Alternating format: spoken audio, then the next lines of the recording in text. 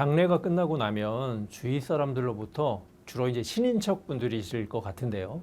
그분들이 이런 얘기를 많이 합니다. 고인의 흔적이 남아있는 유품을 신속히 정리하는 게 고인을 빨리 잊는 길이다라고 해서 그것을 함께 도와주거나 그것을 치우려 합니다.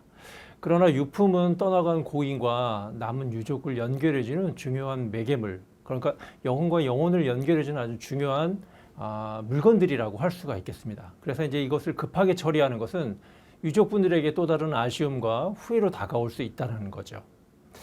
상실 직후에 주변 사람들이 이 권유에 의해서 못 이겨서 그냥 정리를 하지만 시간이 어느 정도 흐른 뒤에는 다른 사람들의 말을 듣지 말고 천천히 정리할 걸 그랬다는 아쉬움을 호소하는 유족분들을 많이 접하게 됩니다.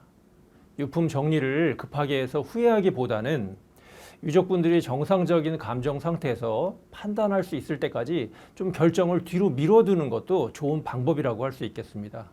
특히 아동 청소년이 유족인 경우가 있습니다.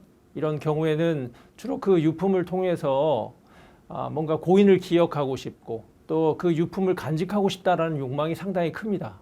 그러나 그 누구도 아동 청소년에게 유품 정리에 대한 의견을 묻지 않기 때문에 나중에 성리되어 가면서 자신이 무시당했다는 생각을 많이 하기도 하고요.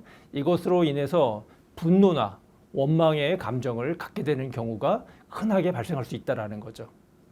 그렇다면 이런 문제가 발생하지 않기 위해서는 어떻게 하면 좋을까요?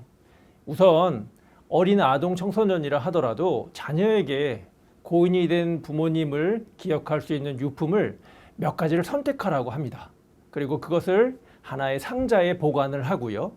그 외 나머지 물건도 이제 정리를 해 나가야 되는데 이것 또한 아동 청소년들과 자녀들과 상의하면서 하나 둘씩 치워 나가는 것이 그 가정 내에서의 여러 가지 문제를 발생시키지 않는 중요한 방법이라고 할 수 있겠습니다.